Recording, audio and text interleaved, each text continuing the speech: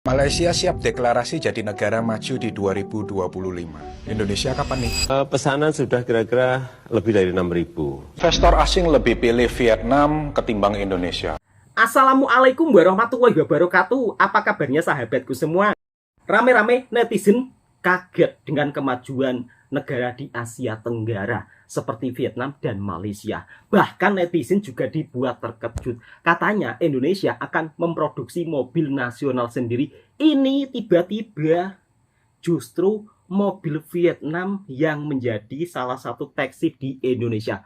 Mobil listrik Vietnam menjadi taksi di Indonesia. Saya sebagai masyarakat Indonesia agak kecewa.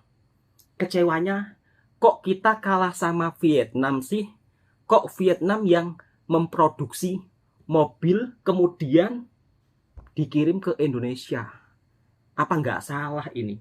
Harusnya Indonesia yang memproduksi mobil kemudian dikirim ke Vietnam, itu baru betul.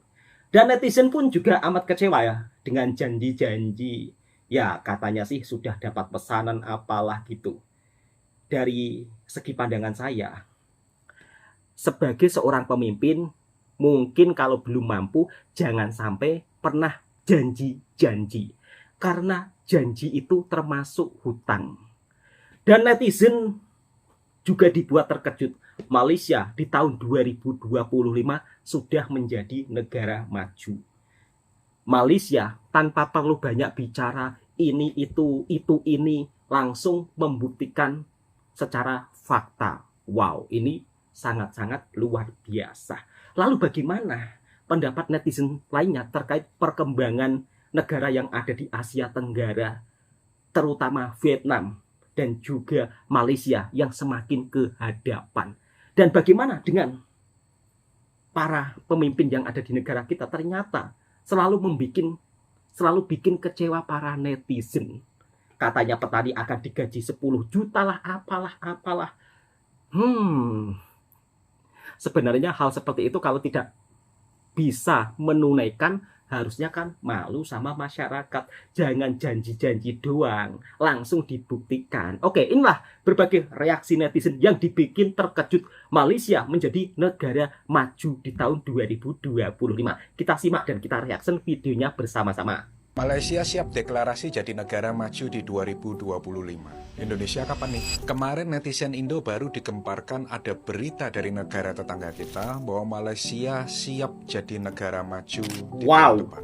Jadi yang menentukan sebuah negara ini masuk klasifikasi negara maju dan negara berkembang ini ditentukan oleh World Bank yang membuat pengelompokan negara berdasarkan pendapatan per kapitanya. Dan syarat untuk menjadi sebuah negara maju yaitu ketika negara tersebut mempunyai pendapatan per kapita kurang lebih sebesar USD 13.205 atau 200 jutaan rupiah. Dan sekarang Malaysia sudah mencapai pendapatan per kapita sebesar 13.030 USD atau sekitar 197 juta rupiah. Pendapatan per kapita itu apa sih? Jadi pendapatan per kapita adalah total penghasilan negara dibagi jumlah seluruh penduduknya, sehingga diketahui pendapatan rata-rata penduduk tersebut selama 1 tahun. Melihat hal ini memang Indonesia masih tertinggal cukup jauh ya. Saat ini pendapatan per kapita Indonesia masih di angka sekitar 4.919 USD atau sekitar 74 juta rupiah per tahunnya.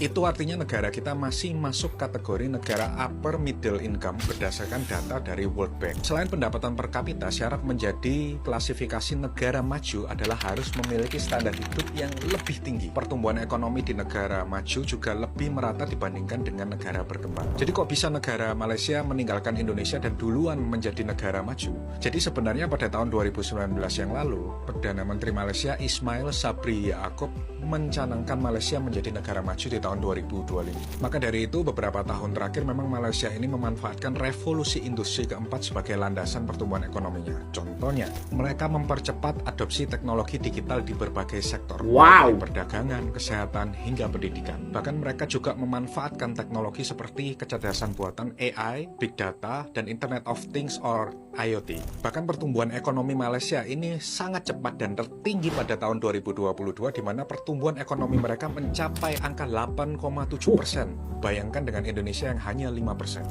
Sebenarnya Indonesia juga sudah merancang strategi untuk menjadi negara maju dengan visi Indonesia Emas 2045. Namun memang untuk keluar dari jebakan middle income trap itu tidak mudah. Banyak sekali masalah-masalah yang harus diselesaikan seperti PHK, pengangguran, dan infrastruktur yang belum merata. Ada beberapa sumber juga yang menyatakan bahwa Indonesia diprediksi bisa keluar dari jebakan middle income trap tahun 2038 apabila ekonominya bisa tumbuh di atas 7% per tahun. Jadi gimana nih guys menurut kalian? Kok kita bisa kalah sama Malaysia?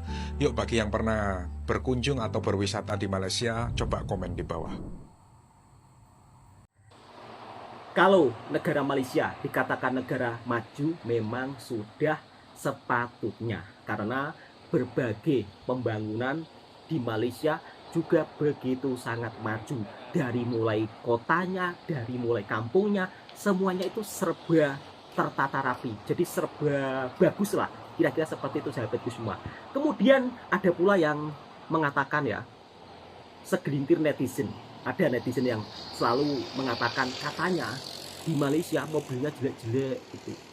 Pada faktanya di Malaysia mobilnya itu mewah-mewah, sekelas Lamborghini, sekelas Ferrari itu sangatlah banyak yang punya begitu loh. Makanya kalau lihat informasi itu jangan hanya melihat di Google Map. Kita bisa melihat sendiri ya secara fakta. Lamborghini, Ferrari di Malaysia itu banyak banget. Sekedar informasi saja begitu loh. Indonesia PPN-nya mau naik, Vietnam dong malah mau turun. Yes, PPN barang dan jasa di Vietnam mulai Januari 2025 akan turun dari 10% jadi 8%. Wow. Jadi turunnya PPN di Vietnam ini akan berlangsung 6 bulan sampai Juni 2025. Tujuannya untuk mendorong perekonomian di negara tersebut. Biar faktor produksi dan bisnisnya bisa berjalan dengan lancar. Langkah berani lainnya adalah reformasi birokrasi. Dari 30 kementerian dipangkas jadi 21 kementerian. Mereka bilang, ini kan kagak penting, udah digabung-gabungin aja jadi efisien. Belum lagi mereka juga akan ngurangin jumlah pegawai negeri. Rencananya biaya efisiensi tadi akan digunakan untuk proyek-proyek pembangunan. Makanya investor asing tuh lagi kepincut banget sama Vietnam. Kalau di sini pajaknya naik, gaji kita kan gak naik nih. Gimana kalau tunjukkan pejabatnya aja yang diturunin? Kayak fasilitas ngeong-ngeong di jalan tuh gak usah deh. Kecuali kalau emang lagi buru-buru banget tim mesejahterakan rakyat. Yang kayak orang yang pajaknya gedong suruh bayar. Yang korupsi yang non dimiskinkan. Masa yang kayak orang yang gak penasaran sih? Gimana rasanya jadi rakyat menengah bawah? Cobain deh nasib yang tertukar. Investor asing lebih pilih Vietnam ketimbang Indonesia. Ternyata ini alasannya. Jadi akhir-akhir ini Vietnam menjadi negara di Asia Tenggara yang dilirik dan dipilih oleh para investor asing. Bahkan Elon Musk kemarin sendiri berencana untuk berinvestasi sebesar 22,7 triliun di Vietnam untuk pembangunan jaringan internet satelit Starlink. Kok bisa ya Vietnam berhasil menarik perhatian investor dunia, padahal pasar Indonesia ini sebenarnya lebih besar dan jumlah penduduknya juga lebih banyak. Ketua Komite Kerjasama Kamboja, Laos, Myanmar, dan Vietnam menjelaskan salah satu alasan mengapa investor asing lebih memilih Vietnam adalah karena faktor keamanan dan stabilitas. Di Vietnam sendiri, aksi protes buruh seperti tuntutan kenaikan gaji itu sangat jarang terjadi, guys. Selain itu, persoalan tenaga kerja atau buruh di Indonesia yang menuntut kenaikan upah tidak diimbangi dengan peningkatan produktivitas. Selain itu, pajak laba perusahaan di Vietnam lebih rendah dibandingkan Indonesia. Di Indonesia, pajak penghasilan badan itu dikenakan biaya sebesar 25%, sedangkan di Vietnam hanya 20%, kecuali untuk sektor minyak dan gas. Letak geografis juga memainkan peranan yang sangat penting di Vietnam. Vietnam sendiri terletak di tengah-tengah Asia Tenggara dan berbatasan langsung dengan Cina di utara. Hal ini memberikan keuntungan bagi Vietnam karena akhirnya Vietnam ini lebih mudah terhubung dengan rantai pasokan yang ada di Cina, sehingga supply chain-nya akan lebih murah lagi. Selain itu, Vietnam juga bukan negara kepulauan seperti Indonesia, sehingga memudahkan bagi mereka untuk membangun infrastruktur, dan biaya mereka untuk membangun infrastruktur itu lebih murah dibandingkan Indonesia yang negara kepulauan, guys. Jadi itu guys alasan kenapa para investor asing lebih melirik Vietnam, karena di Vietnam lebih jarang demo daripada di Indonesia. Gimana nih menurut kalian? Rame-rame netizen kaget terkejut dengan kemajuan negara tetangga kita seperti Malaysia, Vietnam. Lalu apa kabar dengan negara kita tercinta ya? Kenapa Indonesia susah dilirik oleh investor? Kenapa Malaysia selalu kebanjiran investor? Kenapa Vietnam selalu kebanjiran investor juga? Kalau dari segi pendapat saya, ini tidak mewakili mana-mana pihak, dan ini yang saya sering lihat di media, ya kan? Bukan hanya terkait tentang keamanan saja dan demo, tetapi tentang hukum di negara Konoha selalu berubah-ubah. Sekarang B, besok C, sekarang C, besok B. Dan selalu itu terus yang menjadi, mungkin itu yang menjadikan salah satu alasan para investor untuk datang ke Indonesia itu dia agak berat ya, karena undang-undang hukumnya selalu berubah-ubah. Dan ini sedikit membuat netizen kecewa. Kecewanya apa? Kenapa bukan Indonesia? Kenapa harus Vietnam? Kenapa Indonesia juga tertinggal dengan negara tetangga kita, yaitu Malaysia? Dan anehnya, meskipun kita tertinggal, kadang-kadang ada pula segelintir orang yang membuat video seolah-olah kita lebih hebat gitu. Kalau kita kalah, ya udah akui kalah gitu loh. Jangan membuat video yang kadang-kadang itu membuat orang terlena. Justru video seperti itulah yang melemahkan semangat kita untuk maju ke hadapan. Karena apa? Sudah disuguhkan berita yang manis-manis, sehingga orang ya, oh negara kita tuh sudah hebat, maju, malas belajar. Akhirnya apa? Kita tertinggal begitu loh. Lalu bagaimana tanggapan netizen terkait hal ini? Dan ternyata ini juga karena pemimpin kita sering melakukan, ya paham-paham sendirilah, kadang-kadang tidak sesuai yang diucapkan. Ini juga menjadi salah satu terhambatnya kita untuk maju ke hadapan. Berikut beberapa pernyataan netizen lainnya terkait negara tetangga semakin maju ke hadapan, sedangkan kita makin, kita doakan saja semoga maju ke depan juga. Baca deh berita ini, lalu bandingkan dengan berita ini. Ternyata kebijakan Vietnam mengurangi pajak 2%. Itu berimbas baik kepada ekonomi mereka. Sedangkan di Indonesia, agar supaya target ekonomi 8% Prabowo tercapai, negara membutuhkan anggaran sebanyak 13.500 sekian triliun. Dari dua berita ini, kalian tahu kan di mana letak perbedaannya? Vietnam yang terkesan mengurangi beban pajak dari rakyatnya, sedangkan pemerintah di Indonesia itu membebankan kebutuhan demi untuk mencapai target ekonomi kepada rakyatnya. Saya tahu dan saya paham setiap negara itu memiliki krisis versi mereka masing-masing, dan setiap pemerintah itu juga membuat kebijakan menyesuaikan kebutuhan negara mereka masing-masing. Tapi kalau kita melihat kebijakan yang dibuat oleh pemerintahan Indonesia, kebijakan itu jatuhnya bukan bijak, bos, tapi malah kocak gitu loh. Ya contohnya ini, ketika ekonomi rakyat Indonesia itu sedang tidak baik-baik saja, pemerintah malah maksa menaikkan PPN ke angka 12%. Tapi ketika pemerintah dikritik oleh publik, dalih pemerintah apa?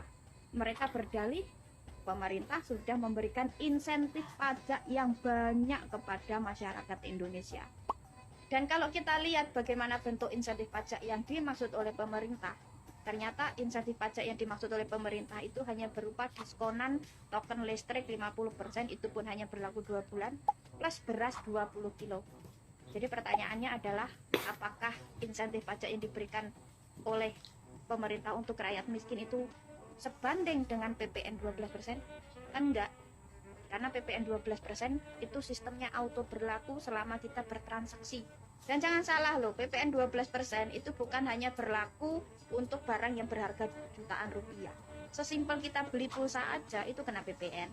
Bayar wifi kena PPN, kita beli deterjen di Indomaret kena PPN, kita beli deterjen di warung, di toko kelontong juga sebenarnya kena PPN karena barangnya dari grosir. Kita beli online kena PPN, kita ke mall kena PPN, kita diam aja di rumah dengerin musik dari Spotify kena PPN, kita lihat film di Netflix kena PPN, tapi untung aja menjadi goblok itu nggak kena PPN. Coba kalau kena PPN, gimana coba pendukung Prabowo?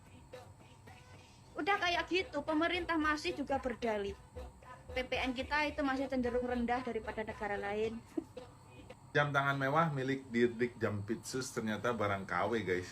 Yuk kita bahas. Lagi rame banget di sosial media, banyak yang ngasih tau Koko juga. Ini ada jam tangan yang dipakai oleh salah satu pejabat publik dan dia mengatakan bahwa ini produknya dia pakai ternyata barang KW guys. Lihat cuplikannya. Nah, jadi lihat ya kan. Nah, ini harganya hanya 4 juta rupiah. Oke, kalau misalkan dia ngaku barang KW, tapi sebelumnya coba Koko cek dulu ya model apa itu jam tangannya dan juga sebenarnya sih kalau bukan KW itu harganya berapa.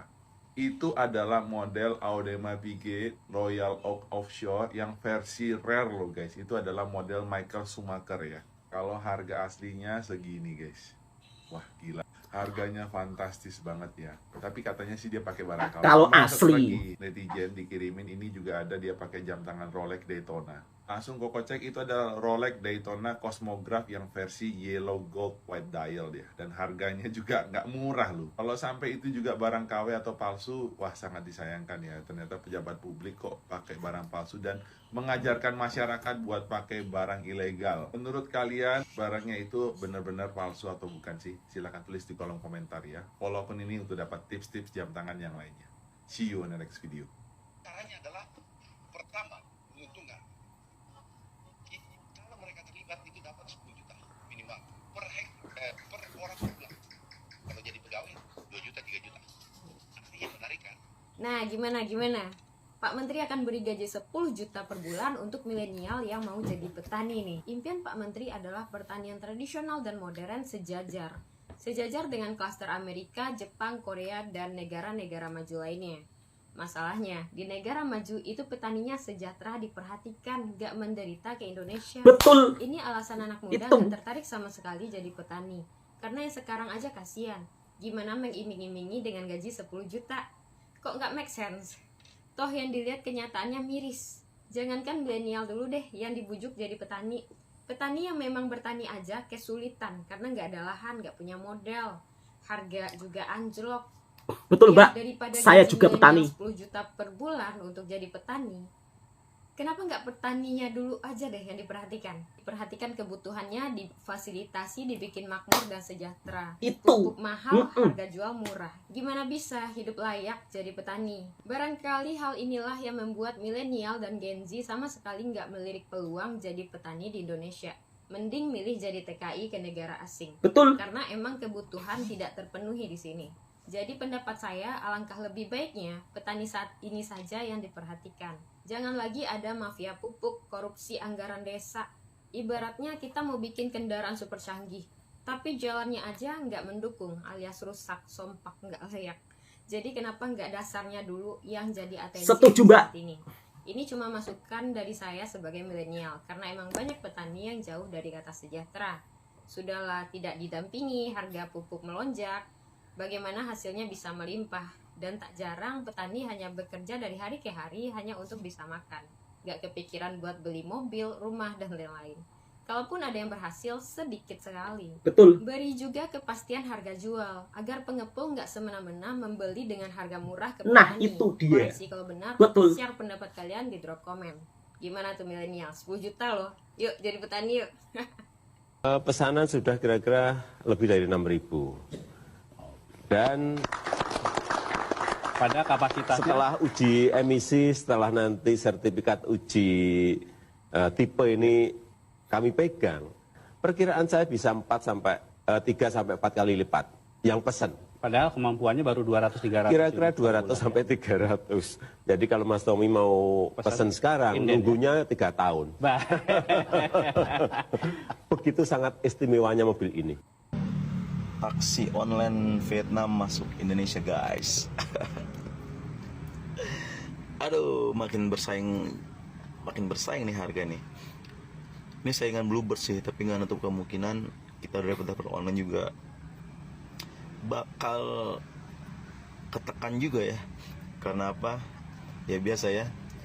Ya dua ijo itu pasti kebakaran jenggot, pasti nanti bikin program-program yang nggak jelas, yang aneh-aneh, dan nggak nutup kemungkinan program-program itu bakal ngerugin driver. Driver yang di bawah ya. Kalau driver yang di atas ya aman lah. Driver yang di bawah yang kayak kita. Aduh, sekarang aja udah susah, apalagi ada taksi online ini, kayak nggak nutup kemungkinan ya. Nah, gue belum bisa ngomong karena gue belum riset harganya, masih promo, nggak tahu harga normalnya berapa. Apakah masih worth it jadi driver online atau enggak? Persaingannya makin gila. Coba menurut abang-abangku, komendong-komendong. Ketika para pejabat yang harusnya memberikan edukasi, tetapi kadang-kadang juga bikin kita kesal ya, bikin kita kesal sebagai masyarakat yang menjanjikan katanya petani akan dibayar 10 juta lah apalah. Saya ini juga seorang petani loh. Padahal harapan saya seorang petani itu tak perlulah minta dibayar sekian puluh juta. Cukup kami diperhatikan, diberikan pendampingan, kemudian harga pupuk juga jangan dimain-main. Kadang-kadang petani kecil yang hidup di pelosok kampung itu susah untuk mendapatkan pupuk loh. Yang bikin saya heran lagi, di setiap desa ada kantor pertanian, seolah-olah itu tidak berfungsi sama sekali. Para pejabatnya juga tidak pernah memberikan edukasi buat para petani. Dan pada akhirnya petani yang di negara kita tercinta itu harus berjuang sendirian. Kalau di negara lain, petani itu sangat diperhatikan. Karena apa? Dari petanilah majunya sebuah bangsa. Dari petanilah pangan di negara tersebut tercukupi. Tetapi petani-petani di negara kita, apakah mendapat perhatian yang begitu lebih dari pemerintah kita? Enggak. Dari masalah pupuk saja tidak terselesaikan kok. Ini mau bayar, anak muda jadi petani dibayar 10 juta. Pret. Sampai sekarang kabar angin saja. Ini yang tidak saya setuju ya, dari pejabat negara kita itu selalu menjanjikan hal-hal yang kadang-kadang tidak sesuai ucapannya. Ya lebih baik jadi TKI di negara orang. Sudah pasti gajinya cukup lumayan. Sebenarnya kalau petani di negeri sendiri memang sejahtera, saya mungkin juga tidak akan menjadi seorang TKI. Ya memang tidak bisa dinafikan, ada pula 1-2 petani yang sukses. Tetapi itu kalau punya lahan yang luas. Kalau saya petani kecil, lahan sudah sempit, mau sukses itu gimana? Tapi semua itu tergantung ke itu ya. Kembali ke diri masing-masing. Mau jadi petani, mau jadi perantau, ya terserah. Pada intinya saya juga sangat sedikit agak kecewa kenapa negara kita itu tertinggal dari negara Asia Tenggara lainnya. Lebih-lebih kita kalah jauh sama Vietnam. Pajak di negara kita sudah paling tertinggi, tapi apalah daya, fasilitas publiknya juga tidak sebegitu maju. Ya karena kebanyakan ya faktanya ya pejabat di negara kita masih banyak yang korupsi. Itulah yang menyebabkan negara kita sulit untuk maju ke hadapan. Oke, cukup sampai di sini dulu beritanya. Semoga berita ini juga memberikan informasi dan bermanfaat buat sahabatku semua. Dan tentunya majunya sebuah negara, kita jangan bergantung kepada pemerintahnya. Kita jangan sampai bergantung kepada pemerintahnya saja. Tetapi rakyatnya juga harus ikut andil dalam bekerja keras untuk memajukan sebuah negara untuk memajukan sebuah negara tersebut. Kira-kira seperti itu ya. Oke, assalamualaikum warahmatullahi wabarakatuh.